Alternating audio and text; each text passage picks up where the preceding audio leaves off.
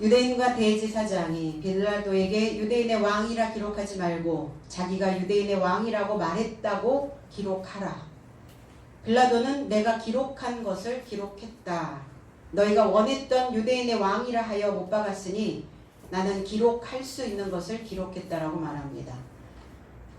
유대인의 왕, 히브리어, 로마어, 헬라어로 기록되었고, 그리고 여기에는 믿음이 있다고 말하는 모든 사람들에게 이가 유대인의 왕이었음을 공표하고 있는 것입니다. 오늘 우리는 오늘 하루의 주사위는 던져졌습니다. 우리의 삶은 늘 던져지는 주사위와 같을 것입니다. 어떤 숫자가 나오든 우리는 그 숫자와 함께 그 인생을 걸어가게 될 것입니다. 어떻게 우리가 이 믿음의 주사위가 던져졌던 이 삶 속에서 어떻게 우리는 움직일 것인가, 내 마음을 찾아내는 귀한 시간 되기를 원합니다. 23절로 24절, 군병들이 예수를 십자가에 못 박고 그의 옷을 취하여 네 깃에 나눠 각각 한 깃씩 얻고 속옷도 취하니 이 속옷은 후지 아니하고 위에서부터 통으로 짠 것이라. 군병들이 서로 말하되 이것을 찢지 말고 누가 없나 제비 뽑자 하니 이는 성경에 저희가 내 옷을 나누고 내 옷을 제비 뽑나이다 한 것을 응하게 하려 함이로라. 군병들은 이런 일을 하고 그랬어요. 군병들이 예수를 십자가에 못 박고 그의 겉옷을 취했고 군병들이 각자 자기의 몫으로 네 부분을 만들었다는 거예요. 그리고 속옷도 취했는데 속옷은 호지 아니하고 라는 이 호지라는 단어는 꿰매지 않았다. 꿰맨 자국이 없다. 그래서 꿰매지 않고 위의 삶에서 통으로 짠 것이더라 그랬어요. 그런즉 군병들이 서로를 향하여 말하되 이것을 찢지 말고 그것에 관하여 누구의 소유가 될 것인지 제비를 뽑자. 이는 저 삶이 스스로 내 옷을 나누고 나의 옷을 얻고자 주사위 던져졌다고 말한 성경이 채워지게 하려 합니다. 그런즉 실제로 군병들이 이를 행하였다 그랬어요. 그 옷을 취하였다. 람바노라는 단어입니다. 그러니까 그냥 주님의 옷을, 그 주님의 겉옷을 그냥 그들이 가져간 것이 아니라 이 옷을 취했다는 것은 전쟁이었습니다. 쟁취했다는 쟁취. 이 옷을, 이 겉옷을 얻기 위해서. 그럼 이 겉옷이라고 하는 하마티온이라고 하는 이 외투 겉옷은 무엇을 나타내고 있는가? 보여지는 신분을 나타내기도 하고 그 사람의 상태를 나타내기도 하고 그 사람의 힘, 그 사람의 주권 이런 것들을 나타내기도 합니다. 입은 옷에 따라서 겉옷에 따라서 그 사람의 모습들이 그 사람의 직업군이 보여지기도 하죠. 계절을 잃어버린 사람, 한여름인데 두꺼운 파카를 입고 다니는 사람을 봤어요. 어떤 사람일까요? 정신이 나간 사람이라고 우리는 그렇게 말합니다. 그런데 그 사람은 왜 이 한여름에 이 폭염에 두꺼운 파카를 입었음에도 불구하고 그 온도를 감지하지 못할까? 망가져 버린 거예요. 온도를 감지할 수 있는 그 기능이, 그 센서가 망가져 버린 거예요. 그래서 우리는 정신이 돌면 어떤 것도 인식할 수 없는 상태가 되어져 버린다는 것을 우리는 생각해 봐야 되겠죠. 그 옷을 취하여 겉옷을, 누가복음 8장 27절에는 육지에 내리심에 그 도시 사람으로서 귀신 들린 자 하나가 예수를 만나니 이 사람은 오래 옷을 입지 않고, 여기서 옷이 겉옷이라는 거예요. 이 사람은 오래 겉옷을 입지 않고 집에 거하지도 아니하며 무덤 사이에 거하는지라 그랬어요. 주께서 갈릴리 맞은편에 거라사 지방에 정박하셨을 때 거기에 장정이 성에서 나와서 만났는데 그는 귀신 삶을 가졌더라 그랬어요. 귀신이 들린 게 아니라 귀신의 삶을 붙잡고 있었다고요. 그런데 오랜 기간 동안 겉옷도 입지 않고 집안에 머물지도 않고 오히려 무덤의 삶 안에 머물렀더라 그랬어요. 이 거라사라고 하는 이 단어, 이 지방이 가다라라고 하는 단어로도 쓰입니다. 마태복음에서는 가다라 지방이라고 얘기를 해요. 그러면 거라사라고 하는 의미는 뭐냐면 성을 둘렀다라는 단어예요. 그럼 이 무덤에서 살고 있는 이 귀신의 삶을 가지고 있는 자는 어떤 자인가? 성을 둘러싸고 있는 거예요. 자기의 아성을 쌓고 있었던 자입니다. 그러니까 나가지도 않고 누구도 들어오게 하지도 아니하는 자기 성에 갇혀버린 군주의 모습이기도 하다는 겁니다. 이 가다라 거라사 지방은 AD 4세기경에 그리스도교의 한 중심지 역할을 하기도 했어요. 근데 AD 635년에 모슬렘 교도들에 의해서 이 땅은 점령이 되어집니다. 그 후에 746년경우에 대지진이 발생이 되어져서 이 거라사 지방이 폐허가 되어버렸어요. 그런데 이 거라사 지역을 고고학자들이 이제 발굴에 의하면 이 거라사는 아주 훌륭한 계획도시였다라고 말을 합니다. 역사적인 관점으로도. 그러니까 계획도시라는 것은 뭐냐면 많은 것들을, 많은 문물들을 받아들인 도시라는 거예요. 그러니까 그만큼 지역의 지식이나 어떠한 물자나 이런 것들이 굉장히 풍성한 지역이었다는 거예요. 사람들이 언제 성을 쌓는가? 도움이 필요로 할 때는 성을 무너뜨립니다. 그런데 타인의, 다른 사람의 도움을 받으려고 하지 않을 때는 성을 쌓게 됩니다. 바로 필요 없었어요. 하나님의 은총이, 하나님의 축복이 필요치 않은 곳이었어요. 거라사 지역이. 그래서 귀신 삶을 가지고 있는 이 자가 오랜 기간 동안, 오랜 기간이라는 것은 이 하카누스라고 하는 단어에서 때에 맞춰서 겉옷을 입지 않았다고요. 우리는 그 때가 되면 옷을 갈아입어야 하는 것이죠. 옷은 왜 갈아입는가? 겉옷은 언제 갈아입는가? 나에게 보상을 주고 싶을 때 우리는 옷을 사입습니다. 어떤 사람이 이렇게 얘기했어요. 나는 내가 열심히 일했고 나에게 어떤 보상을 주고자 할 때 나는 좋은 옷을 사입습니다. 좋은 옷을 사입으면서 나의 가치를, 나의 브랜드를 다시 한번 확인하기도 합니다. 이렇게 얘기를 합니다. 그래서 이 겉옷이라고 하는 단어가 히브리어로 넘어가면 쉘렘이라는 단어를 만나요. 쉘렘이라는 단어는 샬렘이라는 단어이기도 해요. 예루살렘, 평화죠. 안전이죠. 보상입니다. 그래서 보상받고자 우리는 겉옷을 입는 거예요. 그런데 이 귀신의 삶을 가지고 있는 자가 집안에 머물지도 아니하고 그랬어요. 이 집이라고 하는 단어는 오이키아라고 하는 단어예요. 우리는 다 오이키아입니다. 오이키아라고 하는 집은 어떤 집이냐? 하나님의 신전을 오이키아라고 말합니다. 하나님의 신전, 하나님의 집이 되어져야 되는 자. 그런데 그 자가 무덤 삶 안에 있더라. 무덤은 무네마라는 단어예요. 마음에서 나오다, 회상하다, 기념비를 세우다, 생각하고 기억하다. 그러면 지금 거라사 지방에 거주하고 있었던 귀신 삶을 가지고 있었던 자, 귀신의 삶은 어떤 자냐면 귀신, 죽어서 귀신이 아니라 살아있을 때도 귀신의 삶을 가지고 있다는 겁니다. 그래서 여기서 귀신의 삶인 더러운 영을 이야기하고 있어요. 그리고 나쁜 성질을 이야기하고 있습니다. 그리고 더러운 영을 가지고 있는 존재성, 더러운 마음, 나쁜 성질. 그 나쁜 성질로 인해서 더러워지죠. 내 기분도 더러워지고 상대의 마음도 더럽히는, 이게 귀신의 삶을 가지고 있다라고 이렇게 말합니다. 그런데 기억하고 있었어요. 다행인 건. 뭘 기억하고 있었을까요? 메시아가 오실 것을 그는 기억하고 있었습니다. 구약의 메시지를 기억하고 있었다는 거예요. 오늘 우리는 다시 한번 하나님이 나로 살게 하셨던 그것을 기억해야 될 줄로 믿습니다. 하나님이 나를 오늘까지 이끌어 주신 것을 우리는 생각해야 될 줄로 믿습니다. 그런데 내 삶에 하나님의 집이 없는 자로 살면서 그 존재는 나쁜 성질로 더럽혀진 인생이었다는 거예요. 오늘 우리는 시온성에 도착하셨죠. 오늘이 바로 때에 맞춰진 기간이라는 겁니다. 오늘 이 때에 맞춰 겉옷을 입는 날이라는 겁니다. 겉옷을 왜 입어야죠? 주권을 잡는 겁니다. 인간이 살면서 하지 말아야 되는 것은 뭐냐면 주권을 빼앗기는 거예요. 주권을 빼앗겨보니 어때요?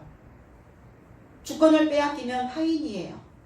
주권을 빼앗기면 어떤 것도 나라고 하는 존재성을 드러낼 수가 없게 되어진다는 겁니다.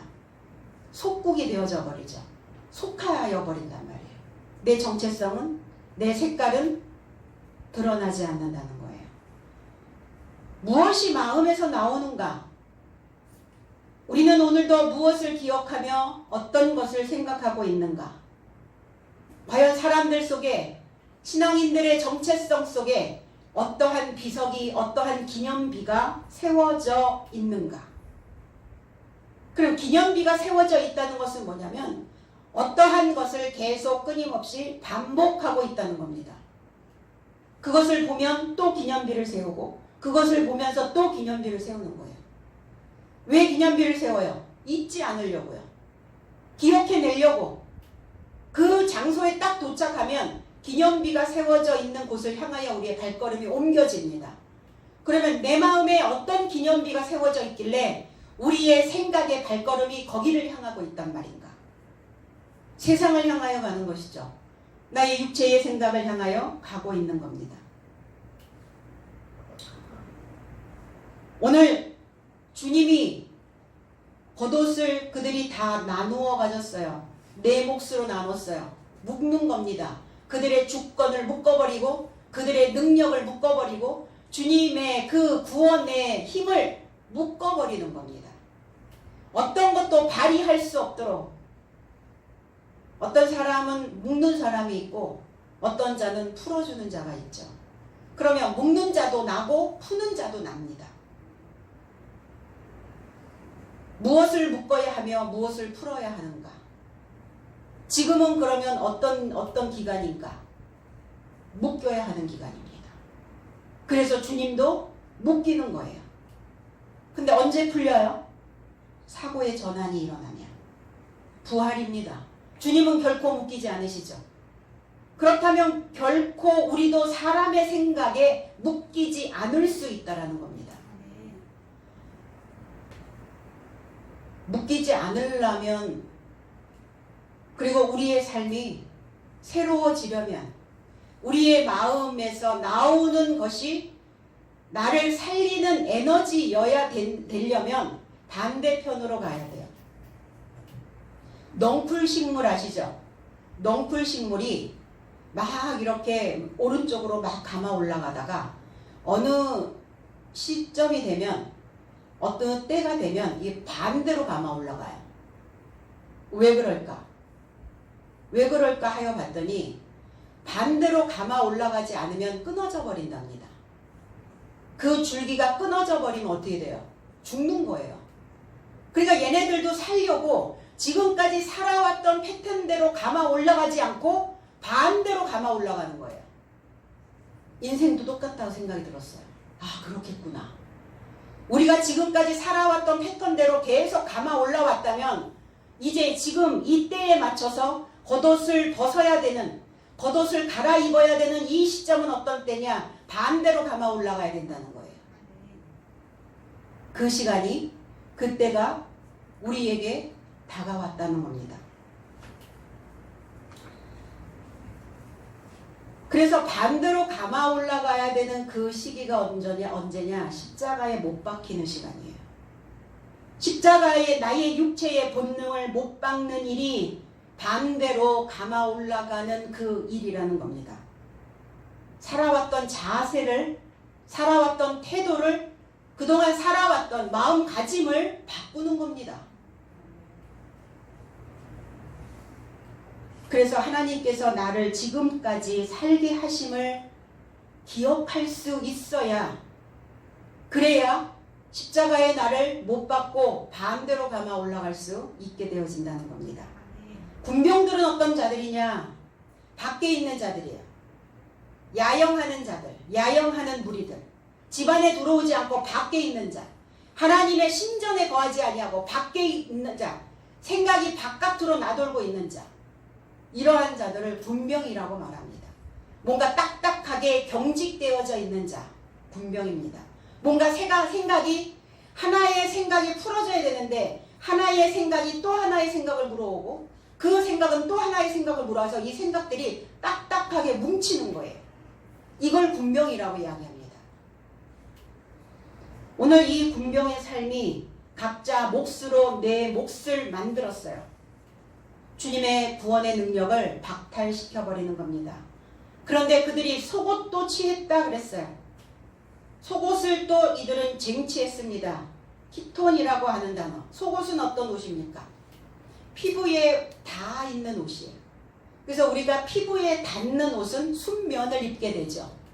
왜냐하면 이 육체에서 뿜어져 나오는 분비물이 상당히 많거든요. 인간에게는. 노폐물들이 많아요. 그런데 노폐물이 품어져 나올 때 그 노폐물들을 흡수해 줄 수 있는 천이 필요하다는 겁니다. 우리의 생각이 불순물들이 더러운 생각들이 바깥으로 뿜어져 나갈 때 우리의 속옷은 순면이어야 돼요. 순수해야 돼요. 합성이 되면 땀을 흡수하지 않습니다. 그러니까 내 몸에서 계속 끈적거림이 남아있어요. 계속 그 노폐물이 쌓여서 냄새가 나고 악취가 납니다.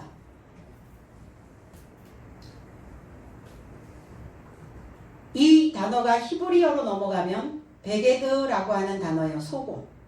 이사야 59장 17절에 이사야 선지자는 의로 호심경을 삼으시며 구원을 머리에 써서 투구를 삼으시며 보수로 속옷을 삼으시며 열심을 입어 겉옷을 삼으시고 그랬어요.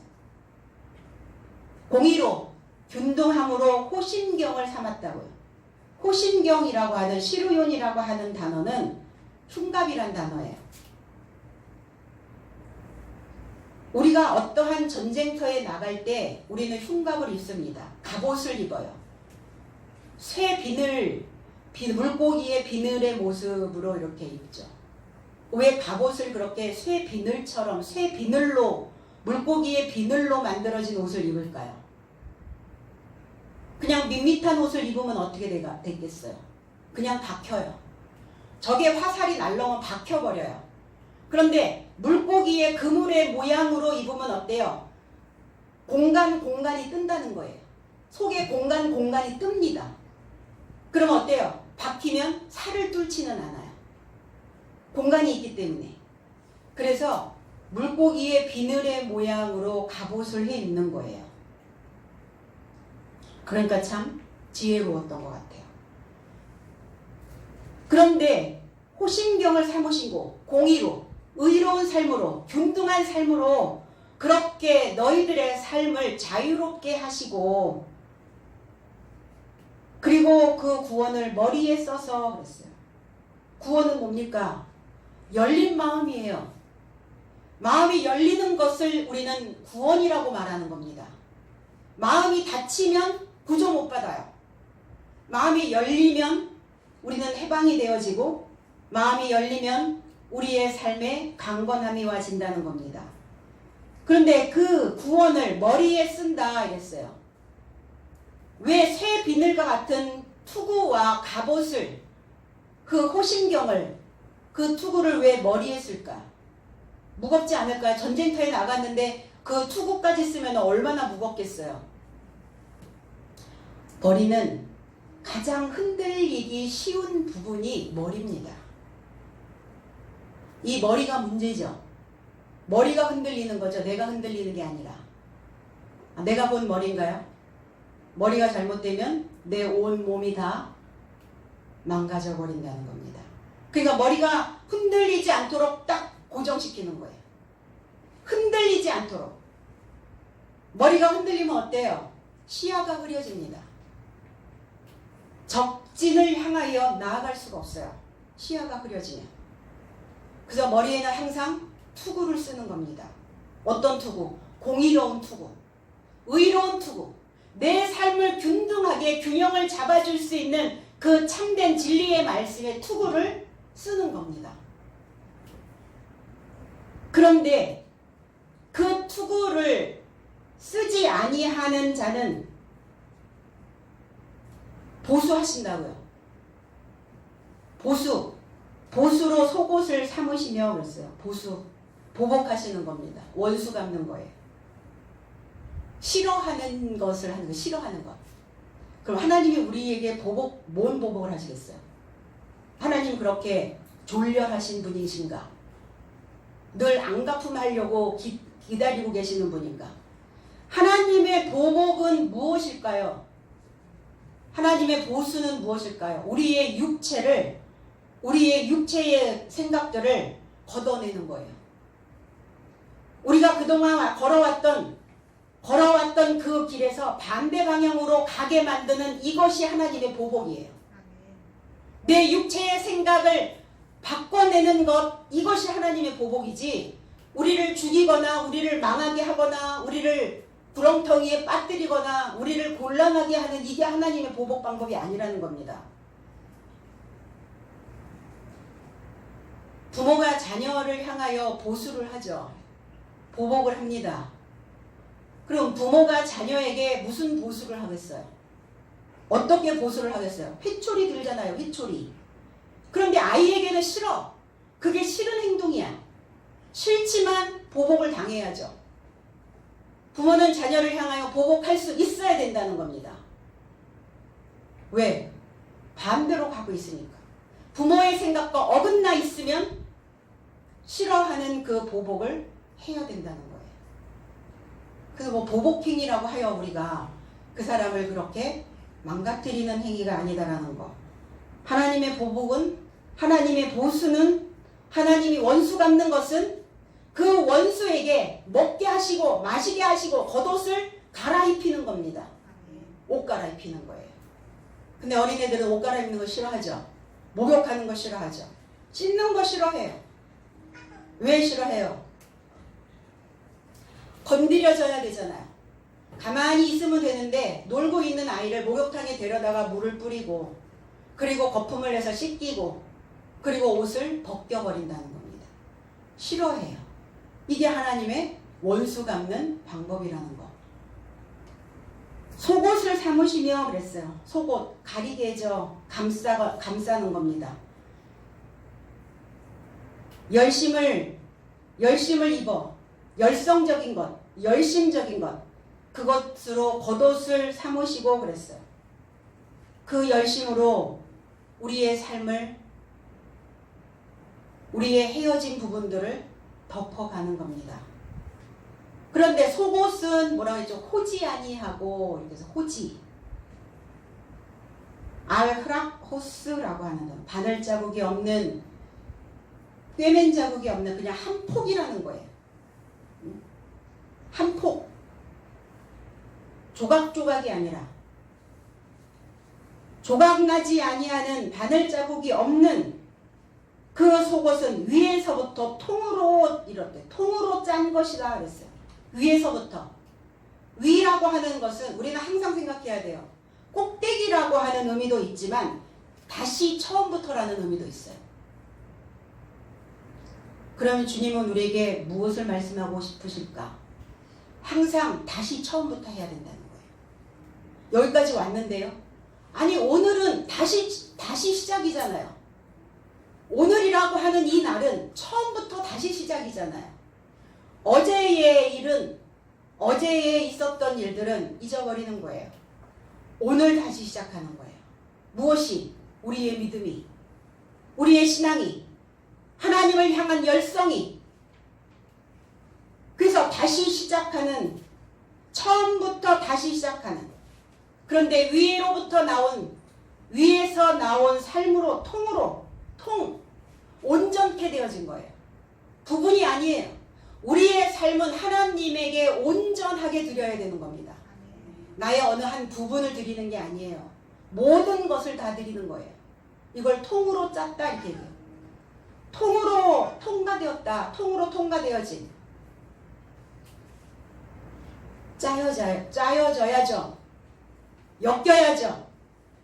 우리는 하나님과 이미 엮였고 우리는 말씀과 엮여있는 자입니다.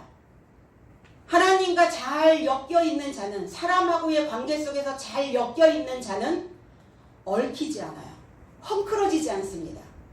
그런데 우리는 헝클어지면 어때요? 그거를 풀려고 상당히 많이 노력을 하죠. 풀려고 하지 않고 잘라내는 거죠. 그래서 다시 이어서 갈 수 있는, 다시 매듭을 짓고 갈 수 있는, 헝클어져 있는 부분들을 도려내고 다시 이어서 갈 수 있는, 다시 엮어 갈 수 있는 그러한 관계가 되어줘야 된다는 겁니다. 하나님의 말씀 안에 있는 자, 믿음으로 사는 자, 의로운 자, 그리고 신앙 안에 두 발을 딛고 서 있는 자는 결코 조각나지 않는다는 겁니다. 생각이 분산되지 않는다는 거예요.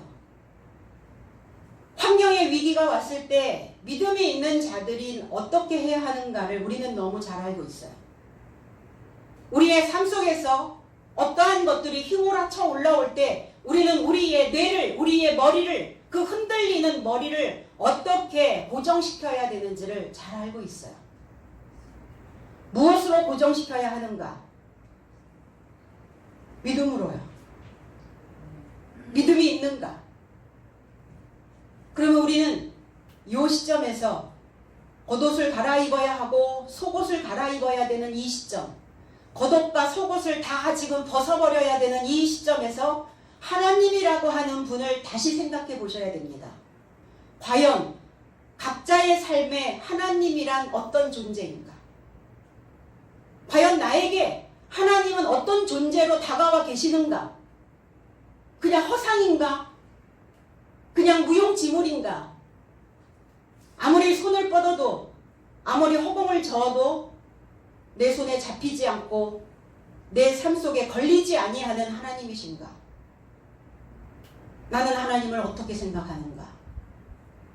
다시 한번 마음을 정돈해야 된다는 겁니다.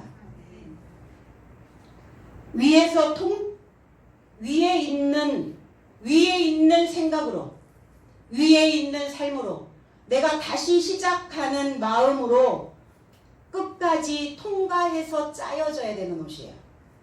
끝까지 통과해서 짜야 되는, 엮여야 되는, 엮어내야 되는 옷이라는 겁니다. 속옷은. 그래서 요즘은 이너를 얘기해요. 이너웨어. 이너 뷰티. 내면의 아름다움. 내 속의 아름다움. 속이 잘 보정이 되어져야 겉옷을 입었을 때 맵시가 나죠. 그래서 보정 속옷들 입는 이유가 그런 이유들이에요. 출렁거리는 것들을 타이트하게 잡는 거죠. 그럼 우리의 마음에서 출렁거리는 것들이 뭐냐고요? 주님의 옷이 낡았었겠어요?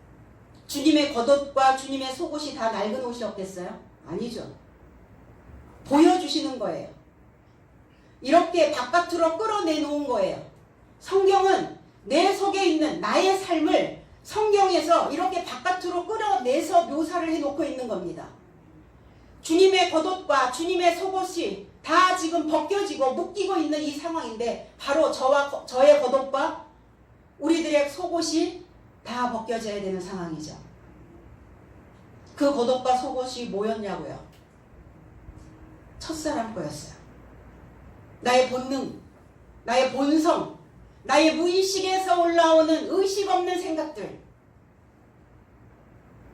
그 첫 것들은 다 벗겨져 버려야 됩니다. 내 인생에서 내가 멀쩡하게 산다는 게 뭘까요? 아, 저 사람 참 멀쩡해. 정신이 멀쩡해. 우린 정신이 멀쩡하게 살아야 되는 거죠. 나이를 먹으면 불안해지는 게 뭡니까? 내 정신이 멀쩡해지지 않을까 봐. 내 정신이 죽을 때까지 멀쩡하게 살아내줘야 되는 것이죠. 그리고 내 가치로운 삶에 우리는 전념을 해야 된다는 겁니다. 군병들은 그것을 찢지 말고 누구의 소유일지 제비를 뽑자 그랬어요. 찢어내지 말자. 스키조라는 단어예요. 쪼개다. 틈을 만들지 말자. 틈을 만들지 말자는 거예요. 이 군병들이 틈을 만들면 주님은 그 가느다란 바늘구멍만한 그 틈으로도 그 진리의 물은 흘러들어오기 때문입니다. 다 막는 거예요. 이 군병들이 최대한 예수의 교훈을 막아버리자는 거예요. 새로운 교훈을 받아들이지 말자는 겁니다. 새로운 출발을 하지 말자는 거예요. 근데 그들 마음대로 되나요? 그 빛은 어두움을 이깁니다. 어두움은 빛을 이길 수가 없어요. 물은 어느 구멍이든 다 스며들게 되어 있어요. 찢지 말자. 틈을 보이지 말자. 쪼개내지 말자. 그리고 제비를 뽑자. 획득하자. 그 몫을 가져오자. 주님의 목, 주님의 분깃. 그들은 받아들이고 싶지는 않으면서 그들은 주님의 새로운 교훈을 입고 싶지도, 그리고 자기들이 입었던 그 옷을, 낡은 옷을 벗어버리고 싶지도 않으면서 주님의 권능, 주님의 능력을 그들은 보았거든요. 38년 된 병자를, 그리고 소경된 삶을, 그리고 중풍병에 걸려있는 삶을, 그 많은 병자들을, 귀신 들린 삶을 주님은 고치시고 보수하고 계셨다라는 것을 그들은 알고 있었어요. 표면적으로 나타나는 어떤 이적과 기적, 이것들은 그의 몫으로 가지고 하고 싶었던 거죠. 좋은 것은 내 육체에 이로운 것만 받아들이는 거예요. 내 마음에 들어오면 내 속을 반대편으로 가게 만들어야 되니까, 내가 그동안 깔고 있었던 그 판을 뒤집어야 되니까, 그건 싫으면서 보여지는 어떠한 행복은, 보여지는 어떤 축복은 받고 싶었던 것이죠. 이들도. 이는 저 삶이 내 옷을 자신 삶에게 분배하고 나의 옷을 제비 뽑나이다 그랬어요. 나의 옷을 제비 뽑나이다. 분배, 나누었다. 나의 옷을 얻고자. 이 제비라고 하는 단어, 클레토스라고 하는 단어는 주사위라는 단어예요. 주사위. 제비를 뽑는다, 뽑다, 발로라는 단어입니다. 주사위를 던지다 그랬어요. 나의 옷을 분배하려고 그들은 주사위를 던졌다고 말한 성경이 채워지게 하려 함이다. 군병들이 이런 삶을 행했다 그랬어요. 그러니까 이미 구약에서는 그 옷을, 겉옷과 속옷을 나누고 그 주사위를 던져서 그 옷을 그들이 나누어 가진다는 것이 성경에 기록되어져 있어요. 주님의 그 옷을 다 벗겨간다는 것을 이미 구약에서 시편에서는 기록을 해놓고 있습니다. 22편 15절로 19절에 내 힘이 말라 질그릇 조각 같고 내 혀가 입 천장에 붙었나이다. 주께서 또 나를 죽음의 진토 속에 두셨나이다. 개들이 나를 에워쌌으며 나쁜 무리가 나를 둘러 내 수족을 찔렀나이다. 내가 모든 뼈를 셀 수 있나이다. 저희가 나를 주목하여 보고 내 겉옷을 나누며 속옷을 제비 뽑나이다. 여호와여 멀리하지 마옵소서. 나의 힘이시여 속히 나를 도우소서. 다윗은 이렇게 시편 22편에서 그 겉옷과 속옷을 제비 뽑아 나누어 가진다는 것을 알고 있어요. 예언해 놓으셨습니다. 첫 것이 다 벗겨져야 된다는 것을 알고 있어요. 그런데 고통이었어요. 사람에게 고통이에요. 다윗에게도 고통이었습니다. 그가 가지고 있었던 그 첫 것을 다 벗어버려야 되는, 그들의 짐승 같은 속성들을 다 버려야 되는 상황들. 우리는 겉옷과 속옷을, 겉옷도 또 속옷도 깨끗하게 다 같이 갈아입어야 되는 것이죠. 속과 겉, 사람의 겉과 속. 사람의 겉은 치장할 수 있는데, 단장시킬 수 있는데 사람의 속은 어떠할까? 사람의 속이 어떠한지 3초면은 알아차려진대요. 그 사람을 머리서부터 발끝까지 스캔을 하는데 면접관들이 3초면 그 사람의 속이 어떻다는 것을 알게 되어진다는 겁니다. 옷은 그런데 그가 가지고 있는 그 모든 것들이, 그의 제스처가, 그 입에서 나오는 언어의 수준이 그 속을 대변하고 있는 것이죠. 그 속옷은 무엇을 입었는지를 발견하게 되어진다는 겁니다. 마음에서 나오는 것, 머리에서 나오는 거, 생각에서 나오는 거. 결국은 그 생각은 우리의 것을 통과하게 되어지기 때문입니다.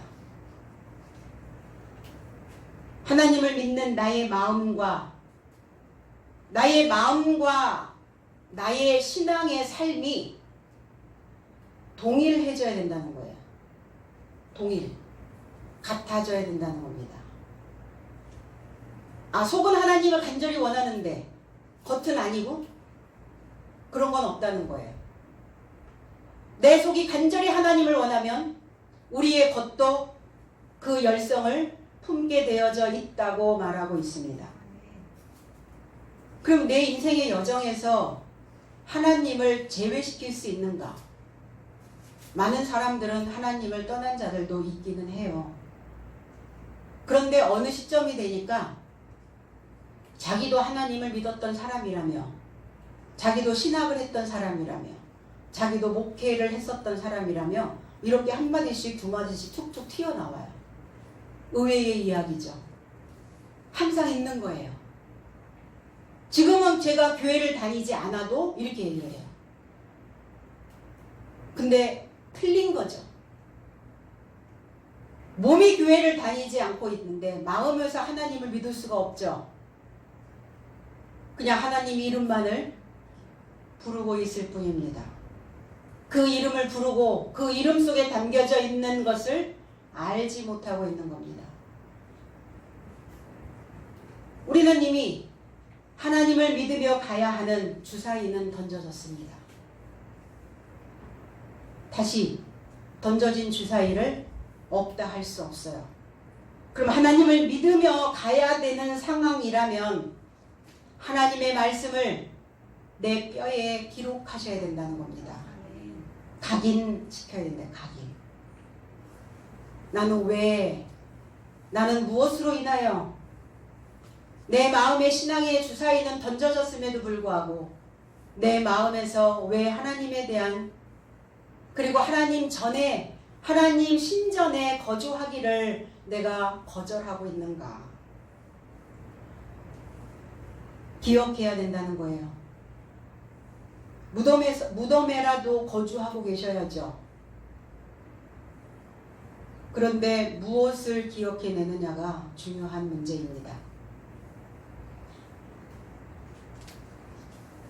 하나님을 기억할 수 있어야 내 믿음의 여정에서 신앙의 주사위가 던져졌다면 분명 우리의 삶 속에 창세기 1장 1절이 저와 여러분들의 삶 속에서 완성되어질 줄로 믿습니다.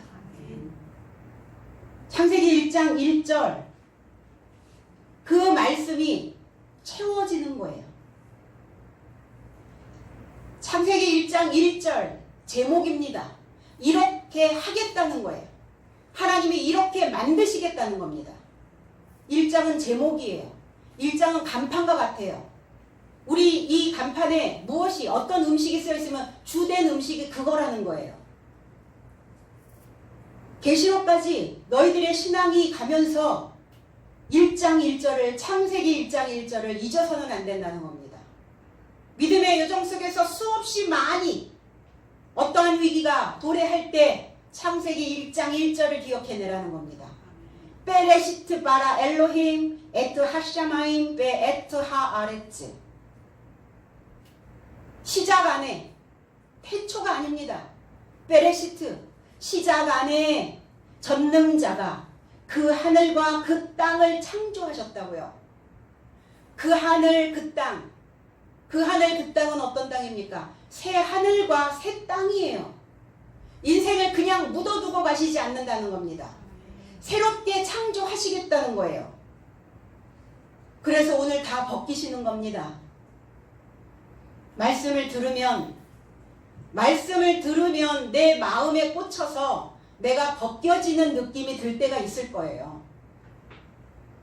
그럴 때 벗으셔야 해요. 오늘 말씀이 나를 벗기는구나. 나를 타겟으로 한다고요? 어떻게 한 사람을 타겟으로 해요? 모두를 대상으로, 전체를 대상으로, 하나님을 믿는 모든 사람들을 대상으로 하시는 것이죠. 뭐 하시려고요?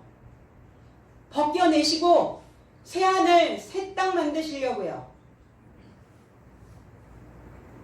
그래서 예수의 십자가 곁에 서 있는 자들이 누구인지를 우리는 다시 한번 생각해 봐야 된다는 겁니다.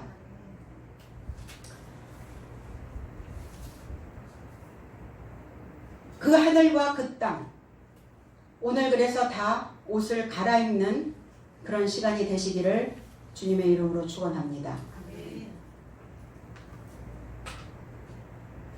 25절로 27절, 예수의 십자가 곁에는 그 모친과 이모와 글로바의 아내 마리아와 막달라 마리아가 섰는지라. 예수께서 그 모친과 사랑하시는 제자가 곁에 섰는 것을 보시고 그 모친께 말씀하시되 여자여 보소서 아들이니이다 하시고 또 그 제자에게 이르시되 보라 내 어머니라 하신대 그때부터 그 제자가 자기 집에 모시니라 그랬어요. 예수의 십자가 곁에 누가 서 있는가? 예수의 십자가 곁에 마리아가 서 있네요. 예수님의 시작, 예수님의 끝, 다 마리아로부터 시작해서 마리아로 끝나는 상황이 벌어졌습니다. 거기에는 그의 어머니, 예수의 십자가 곁에는 그의 어머니와 그의 어머니의 자매와, 그러니까 마리아의 자매가 누굴까요?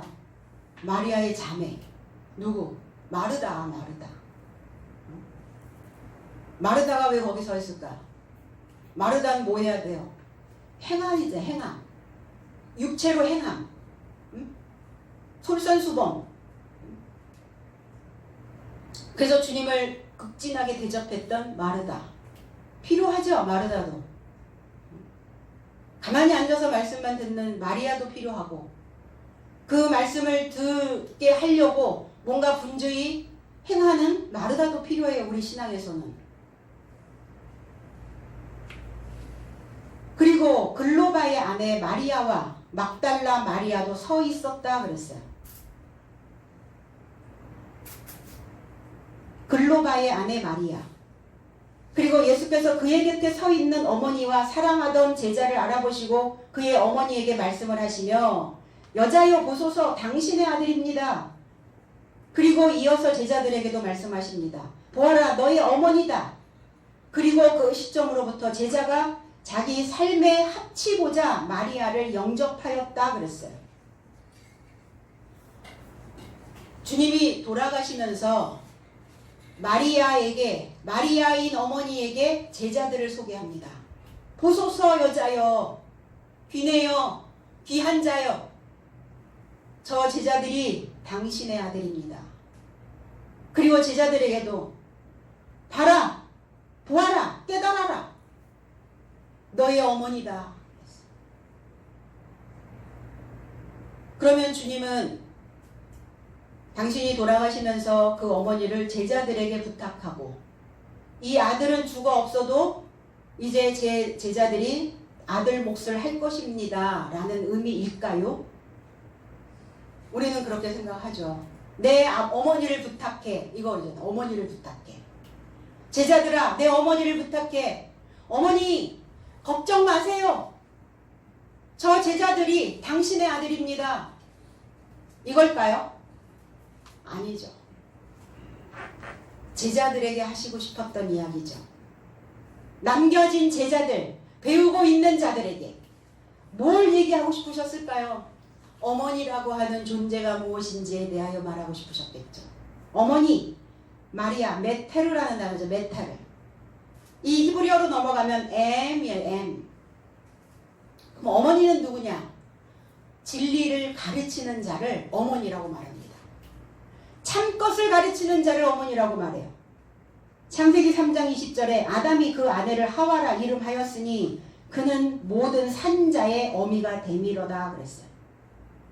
하와가 모든 산자, 살고자 하는 자, 살아내고자 하는 자, 살려내고자 하는 자의 이름을 하와라 이렇게 얘기했어요. 하와. 산자의 어미가 됨이라. 여기서 아내를 하와라 그랬어요. 아담이 지어준 이름이죠. 그럼 아내라는 이 이름은 뭐냐면 아내, 이샤라는 단어는 깨지기 쉬운이라는 단어를 가지고 있어요. 그러면 아내, 여자는 어때요? 아내는 깨지기 쉬워요. 그러니까 그 마음을 좀 보듬어 주셔야 돼. 남편 된 자들은 아내 된 마음을, 아내들을 보듬어 안으셔야 된다고요. 왜? 깨지기 쉬우니까. 깨지면 어때요? 아내의 마음이 깨지면 어떻게 돼요? 조각나면 어떻게 돼요? 부서져 버리면 어떻게 돼요? 안 세워진다니까요. 집안 꼴이 말이 아니게 되는 거예요. 집안이 엉망진창이 돼버리는 거예요. 깨어져 버리면 마음이. 그래서 깨지기 전에 잘 보듬어 가는 거예요. 신주단지 모시듯이 모셔야 되는 것이죠. 그 아내의 이름을 하와라 했다. 하와, 하바 그래요. 하와. 하와는 어떤 자냐? 사는 자예요. 살다. 살기를 소망하다. 소생시키다. 재생시키다. 그리고 보여주다. 어머니는 보여줘야 해요. 어머니는 보여주는 자입니다. 어머니를 모델로 하여 자녀들은 살아가요. 험한 이 세상에 무엇이 모델이에요? 어머니가 모델이라는 겁니다. 어머니가 기초석입니다. 어머니가 기초공사예요. 어머니라고 하는 기초공사가 잘 되어 있는 자녀들은 그 위에 집을 잘 지어요.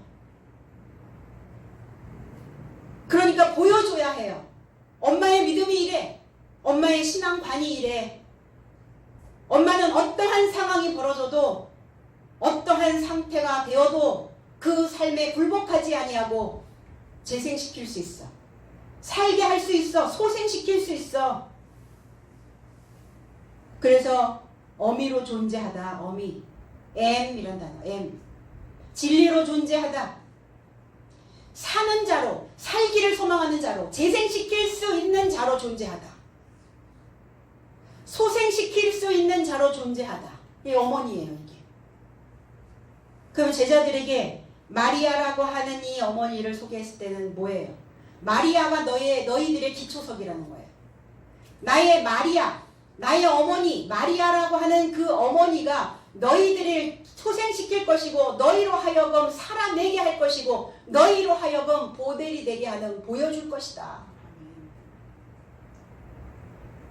타협하지 않고 신앙의 굳굳한 면들을 보여줄 것이다.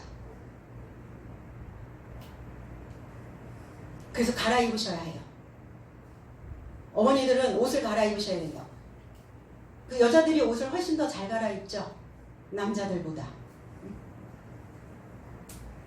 어머니의 힘이에요. 여자의 힘입니다.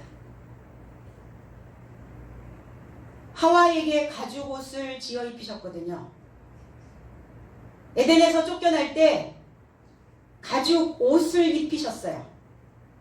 이 가죽이라고 하는 이 단어는 벌거벗기다.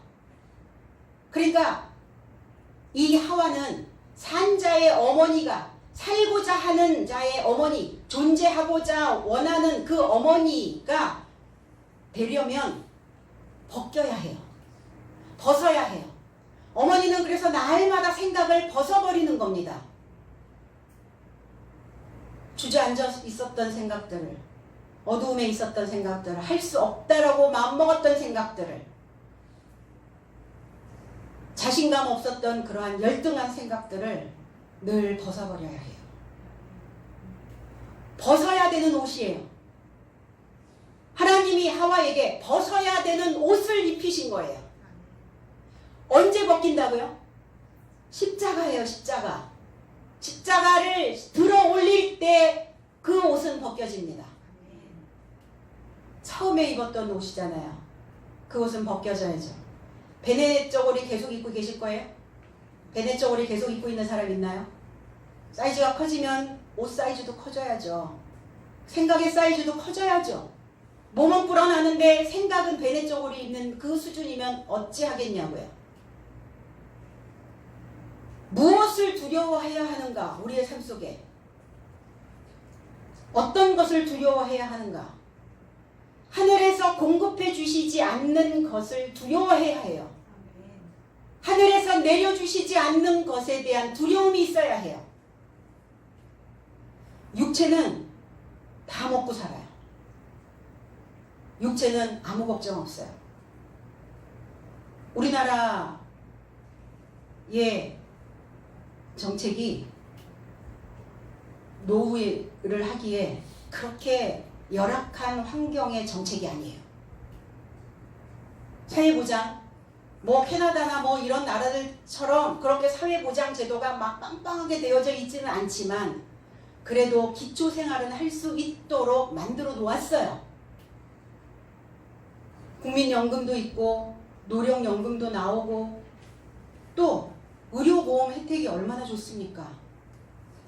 전 세계를 다녀도 걱정할 거 없어요. 노후에 가장 문제가 되고 걱정되는 건 뭐예요?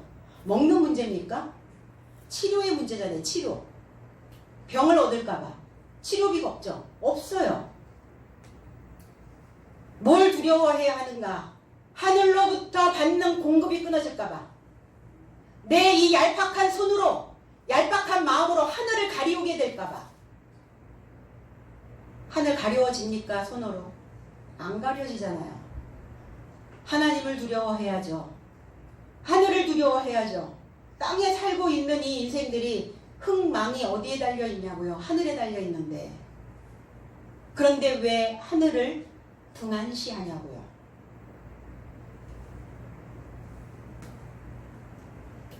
오늘 그 자매와 그리고 글로바의 아내 마리아, 이 글로바라고 하는 이 의미는 클로파스라고 하는, 그리고 이 단어는 알페오라는 단어를 만들어냅니다. 이 글로바를 알페오라고도 말해요. 이 알페오라는 단어는 교환하다, 베어내다. 그러면 지금 십자가에 못 박혀 있는 그 상태에서 글로바의 아내 마리아가 왔거든요. 그럼 뭐 해야 된다는 거예요? 교환하셔야 된다고요. 교환. 내가 지금 가지고 있는 낡은 것을 새 것으로 교환해야 되는 시점이라고요. 내가 입고 있었던 낡은 옷을 벗고 그거 부재에 내놓으시고 새 옷 입으셔야 되는 상황이라고요. 지금 이게 지금 글로바, 알페오. 이 글로바라는 이 인물이 누가복음 24장 18절에 나와요. 엠마오로 가는 두 사람 있었죠.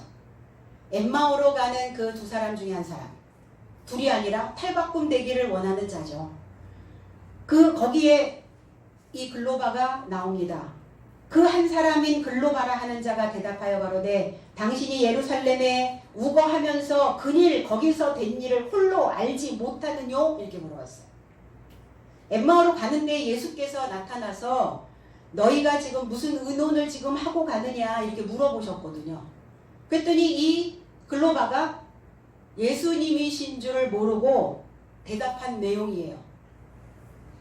모르냐? 네가 지금 예루살렘에 살고 있으면서 예수 그리스도가 십자가에 못 박혀 돌아가시고 그리고 부활하셨다는 그 소리를 지금 듣지 못했어? 네가 예루살렘에 지금 거주하는 사람이면서 지금 이렇게 글로바가 예수님에게 말하고 있는 상황이거든요.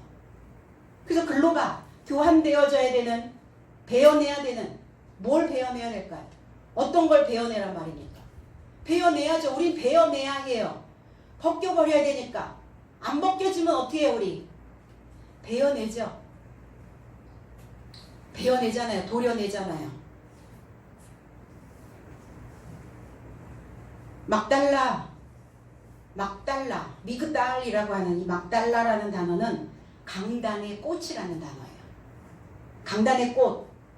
그리고 막달라, 망대라는 의미도 가지고 있고 크게 되다라는 의미를 가지고 있어요. 크게 된다는 게 뭡니까? 몸집이 커지는 거예요? 살집이 커지는 겁니까? 마음가짐이 커지는 거예요. 하나님의 영적인 것이 커지는 겁니다. 하늘에 위에서 짜여진 그 옷으로 커지는 겁니다. 마음이 커지는 거예요. 마음이 콩알만해지면 세상을 어떻게 산다고요? 콩콩콩 거리고 살아요. 콩콩콩. 분주해요. 분주해. 콩콩콩. 마음이 그래서 콩 튀기듯이 튀겨요. 마음이 콩닥콩닥. 응? 뭐 해야 돼? 커져야죠. 응? 속은 텅 비어 있는 상태에 커진 말고요. 위의 삶으로 꽉 채워진 그 커지는 인생. 강단의 꽃으로 또 망대로 세 명의 마리아가 서 있었어요. 강화되어진 모반에 성공한 삶이죠. 모반하다 쓰다 이들 마리아는 반역하다 불순종해야 되는 상황에서는 순종하고 순종해야 되는 데서는 불순종하고 인생들이 참 아리송하죠. 난 어디에 불순종을 해야 하는가? 지금까지 짜여진 대로 입었던 그 옷에, 그 사상에, 그 삶에는 불순종해야죠. 그걸 반역하셔야 된다고요. 모반이에요, 모반. 반역. 나와야죠. 낡은 것에서 나와야죠. 달아 빠진 그 삶에서 나와야죠. 다 달아 빠져서 다 헤어진, 다 너덜너덜해진 내 생각으로부터 나오셔야죠. 그 삶으로부터 반역입니다. 오늘 이 마리아는 어떤 자들입니까? 모반에 성공하였던 자들이에요. 모반에 성공했다는 것은 뭐예요? 그 옷을 벗어버렸다고요. 하와가 입고 나온 그 옷을 벗겨버렸다고요. 이것이 쓴맛이에요. 인생의 쓴맛. 마리아로 시작해서 우리 인생은 마리아로 끝납니다. 마리아로 시작해서 마리아로 끝나는 신앙이에요. 끊임없는 모반이에요. 어제의 날에, 어제의 삶에 우리가 모반하지 않았다면 오늘을 못 나와요. 오늘을 모반하지 않으면 내일로 못 넘어갑니다. 과거를 모반하지 않으면, 반역하지 않으면 과거의 삶으로부터 못 벗어납니다. 그러니까 죽는 그날까지, 죽음의 날에 이르는 그 시간까지 우리는 끊임없이 뭐해요? 발달. 상담학에서는, 심리학에서는 그거를 발달이라고 이야기하고 있고, 신학에서는 그것을 모반이라고 말합니다. 죽음에 이르는 그 순간까지. 제자들에게 당신의 아들입니다. 제자들이 당신의 아들입니다. 당신의 그 모반을 제자들에게 기초로 깔아주셔야 됩니다. 보라, 너의 어머니다. 제자들의 삶도 모반해야 되기 때문에, 너희도 쓴맛을 경험해야 하기 때문에, 너희도 십자가를 들어 올려야 하기에, 저와 여러분들 하나님의 제자입니다. 하나님의 사도들이에요. 우리도 십자가를 들어 올려야 되기에, 낡은 옷을 거기에 벗어버려야 하기에, 나의 정신, 나의 욕심, 나의 욕망, 나의 본능, 이런 것들을 다 십자가에 못 박아야 하기에 오늘 마리아는 내 삶으로 흘러 들어오는 겁니다. 쓴 것. 근데 이 쓴 것을 경험하고 싶지 않으면, 쓴 것을 경험하고 싶지 않죠. 그러니까 다 단 것만 먹어요. 나이를 먹잖아요. 뇌가 이제 새로운 생각들로 새로운 세포가 생성되지 않잖아요. 그러면 뭐를 자꾸 땡기냐면 단맛을 끌어당겨요. 단맛을 끌어당기면 어때요? 우리의 피를 끈적하게 만들어요. 그래서 나이를 먹으면 당뇨가 만들어지는 거예요. 인슐린이 분비가 안 되는 거예요.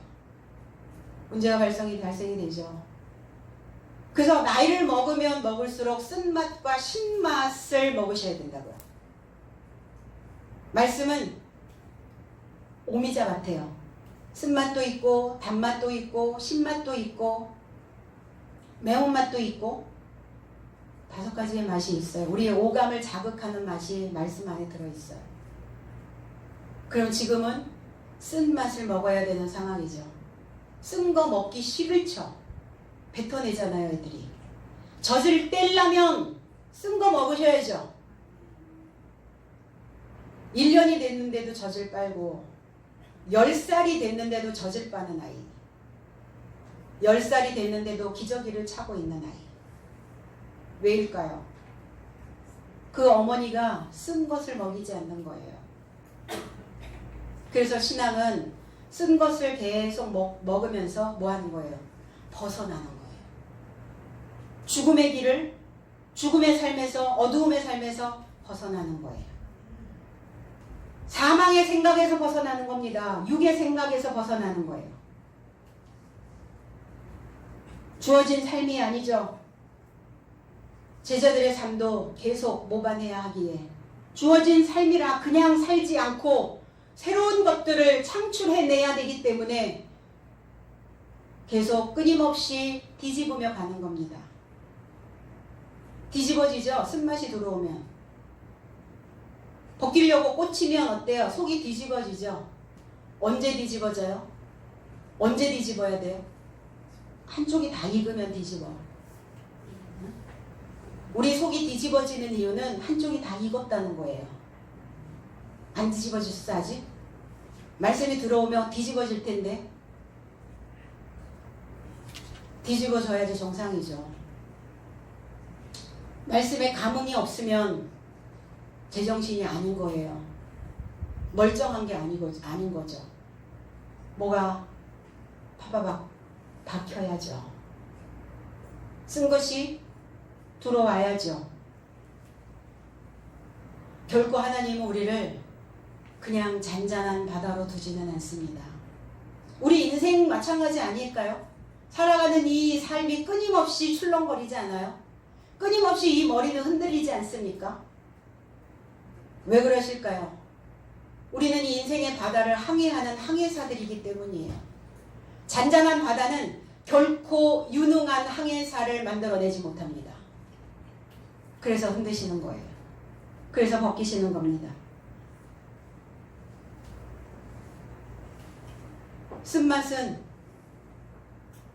내 판을 갈아야 될 때 그때 옵니다. 자기 집에 모셨다 이랬어요. 제자들이. 그러면 마리아 어머니를 모시고 살아야 되는가? 자기 집이라고 하는 단어는 구별된 자기 자신을 이야기하고 있어요. 이디오스라고 하는 이 단어가 자기 자신의 삶에 합치고자 이렇게 얘기했거든요. 내 삶에 구별된 나의 삶에 합치고자 마리아를 영접하였다 그랬어요.